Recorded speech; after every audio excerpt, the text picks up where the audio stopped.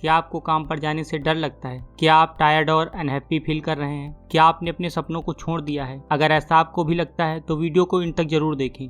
Jeff Keller, जिन्होंने law school से graduation complete किया और एक लॉयर बन गए, जो वो खुद अपने टीनेज से ही चाहते थे। उन्होंने डोलर्स नाम की एक लड़की से शादी कर ली जो कि उनकी क्लासमेट थी। वह सक्सेस और हैप्पीनेस के रास्ते पर थे। कुछ सालों की लॉ की प्रैक्टिस के बाद उसने रियलाइज किया कि वह इन सबसे खुश नहीं था। धीरे धीरे वह डिप्रेस्ड होता चला गया और वह अपनी एज से ज्यादा बूढ़ा दिखने लगा। उसने कई डॉक्टर्स को भी दिखाया लेकिन उसमें कोई भी फिजिकल प्रॉब्लम नहीं थी। एक रात अकेले कमरे में वह टीवी देख रहा था। टीवी चैनल सर्फ करते टाइम उसने द मेंटल बैंक नाम के एक प्रोडक्ट को देखा, जो एक होम स्टडी कोर्स था जो यह एक्सप्लेन करता था कि हम लाइफ में जो भी अचीव करना चाहते हैं वह हमारे सबकॉन्शियस बिलीफ पर बेस्ड है। जेफ केलर ने बिना देर किए हुए उसे मंगा लिया। द मेंटल बैंक प्रोग्राम ने उसे अन्य मोटिवेशनल रिसोर्सेज के बारे में खोजने के लिए प्रेरित किया। वह डेली नेपोलियन हिल, आग मैंडिनो, नॉर्मन विंसेंट पील जैसे ऑथर्स की बुक पढ़ने लगा, इंस्पिरेशनल ऑडियो प्रोग्राम सुनने लगा। धीरे धीरे उसकी लाइफ में सब कुछ बदल गया। अब वह पहले से ज्यादा अच्छा और एनर्जी फील कर रहा था। अब वह एक लायर से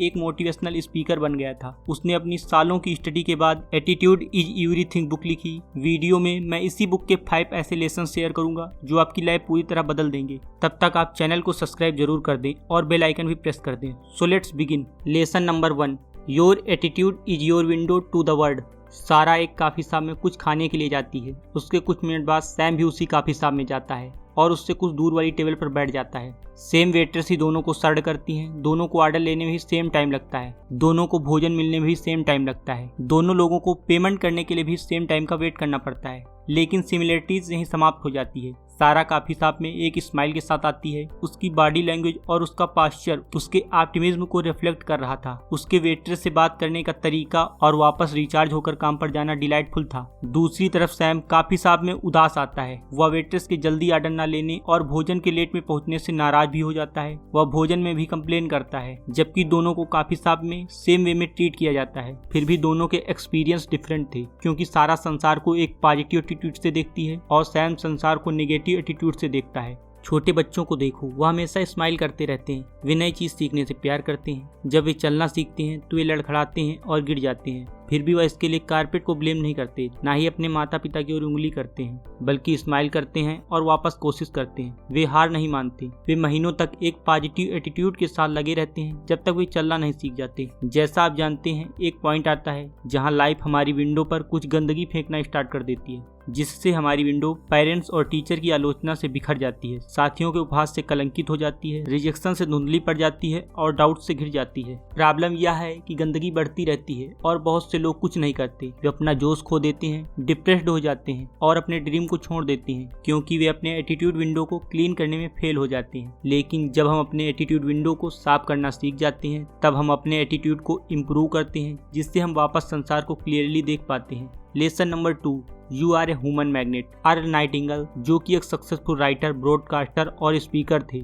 उन्होंने द स्ट्रेंजेस्ट सीक्रेट नामक अपने फेमस रिकॉर्डेड मैसेज में सफलता की कुंजी को 6 वर्ड में डिफाइन किया। वे 6 वर्ड हैं, we become what we think about. यदि हम कॉन्स्टेंटली एक पार्टिकुलर गोल के बारे में सोचते हैं तो हम उस गोल की ओर ही बढ़ेंगे। सपोज करिए कोई इंसान है जो यह सोचता है कि वह 5 लाख रुपए पर ईयर कमाने के कैपेबल है। एक ह्यूमन मैग्नेट की तरह वह उन एम्प्लॉयमेंट अपॉर्चुनिटीज को अट्रैक्ट करेगा जो उसे इस डायरेक्शन में ले जाएंगी। अगर वह लंबे समय तक उस विचार से जुड़ा रहता है तो अपने 5 लाख रुपए पर ईयर के अर्निंग गोल को अचीव कर लेगा। अब यदि वह सोचे कि उसे अपने फैमिली की बढ़ती जरूरतों को पूरा करने के लिए और ज्यादा कमाना होगा, तो क्या वह अपनी इनकम को 10 लाख रुपए पर ईयर तक इंक्रीज कर पाएगा? यह डिपेंड करता है कि उसका बिलीफ कितना स्ट्रांग है कि वह 10 लाख रुपए पर ईयर कमा सकता है। यदि वह सोचेगा कि वह ऐसा नहीं कर पाएगा तो वह नहीं कर पाएगा, लेकिन यदि उसे खुद पर और अपनी एबिलिटी पर भरोसा होगा तो ऐसा कर लेगा और अपनी इनकम को 10 लाख रुपए पर ईयर तक कर लेगा। Lesson number 3, make a commitment and you will move mountains.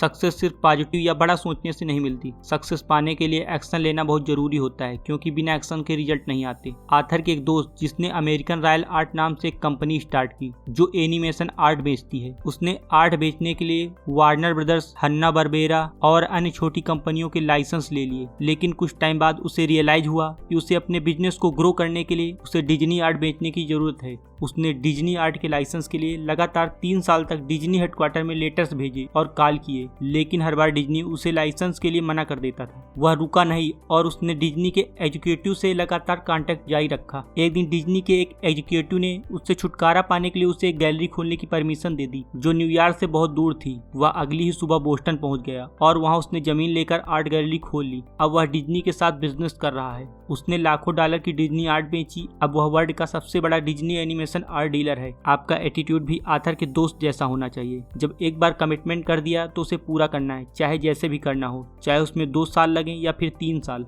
Lesson number 4, turn your problem into opportunities. जब लाइफ में प्रॉब्लम और फेलियर का सामना करना पड़ता है तब लोगों का रिएक्शन क्या होता है? ज्यादातर लोग कंप्लेन करते हैं कि ऐसा मेरे साथ ही क्यों हुआ, अब मैं क्या करूंगा, मेरे प्लान बर्बाद हो गए। ये रिस्पांस नेचुरल है। हालांकि शुरुआती निराशा खत्म होने के बाद आपके पास एक चॉइस होती है। या तो आप वापस दुख में लौट सकते हैं और अपने सिचुएशन के नेगेटिव एस्पेक्ट पर फोकस कर सकते हैं, या फिर अपनी प्रॉब्लम से सबक लेकर लाभ पा सकते हैं। हो सकता है आपको इसके लिए लंबे समय तक संघर्ष करना पड़े, लेकिन कठिनाई का एक दूसरा पहलू भी होता है। आप देख सकते हैं, एक प्रॉब्लम हमेशा एक प्रॉब्लम नहीं होती है, यह वास्तव में एक अवसर हो सकता है। सफलता की राह अक्सर विपरीत परिस्थितियों से होकर गुजरती है। डेव ब्रूनो, जो एक मेडिकल इक्विपमेंट कंपनी में सेल्स मैनेजर का काम करते थे, वो अपनी वाइफ और 3 बच्चों के साथ मिलवॉकी में एक सुंदर घर में रहते थे। सब कुछ अच्छा चल रहा था, लेकिन एक दिन ब्रूनो की जान चली गई। इसके कुछ महीनों बाद उसका रोड एक्सीडेंट हो जाता है। उसे गंभीर चोटें आती हैं। डॉक्टरों को नहीं पता रहता कि अब वह बचेगा या नहीं। ब्रूनो को खुद लगता है कि वह मरने वाला है, लेकिन 3 दिनों तक लाइफ सपोर्ट सिस्टम में रहने के बाद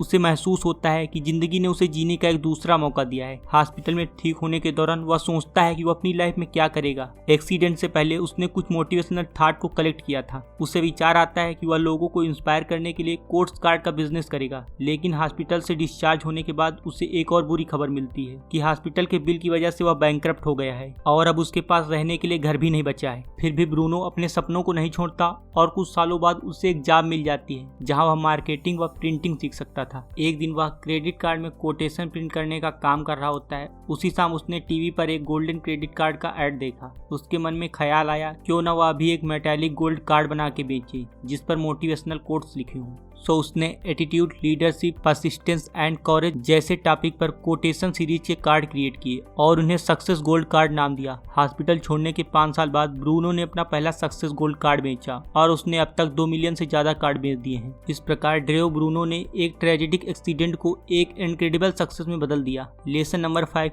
ही even helps those who act. जब माइक हाई स्कूल में थे तब अपना ज्यादातर टाइम अपने पड़ोस के लड़कों के साथ बिताते थे। उनके कोई लक्ष्य नहीं थे, वे हमेशा निगेटिव रहते थे। जब भी माइक कुछ नया करने का सुझाव देता था तो वे लोग उसे डिस्करेज कर देते थे। जब माइक कॉलेज जाने लगता है तब वहाँ भी उसे कुछ निगेटिव लोग मिलते हैं, लेकिन उसे कुछ पॉजिटिव लोग भी मिलते हैं जो कुछ नया सीखना चाहते थे, कुछ नया अचीव करना चाहते थे। माइक डिसाइड करता है कि वो अपना टाइम पॉजिटिव लोगों के साथ स्पेंड करेगा। जल्दी वह अपने बारे में अच्छा फील करने लगता है। उसने एक ग्रेट एटीट्यूड डेवलप कर लिया। वह गोल सेट करने लगा। आज वह एक सक्सेसफुल वीडियो प्रोडक्शन कंपनी चलाता है। जब आर्थर ने माइक से पूछा, अब आपके हाई स्कूल के दोस्त क्या कर रहे हैं, उसने बताया कि वे अब भी उसी पड़ोस में रह रहे हैं, वे अब भी निगेटिव हैं, वे कुछ नहीं कर रहे हैं। आज मैं जहाँ हूँ, अगर उन निगेटिव लोगों के साथ होता तो मैं भी वहीं रहता और मैं अभी भी कंचे खेल रहा होता। माइक की स्टोरी बताती है, कभी कभी हमें ऐसे लोगों के साथ रहने की आदत पड़ जाती है कि हम रिजल्ट्स के बारे में नहीं सोचते। अगर आप एक पेरेंट्स हैं तो अपने बच्चों के दोस्तों पर करीब से नजर रखें, क्योंकि इन युवाओं का आपके बच्चों पर बहुत गहरा इम्पैक्ट पड़ता है। अपने आप को पॉजिटिव और पोषण देने वाले लोगों के साथ रखें,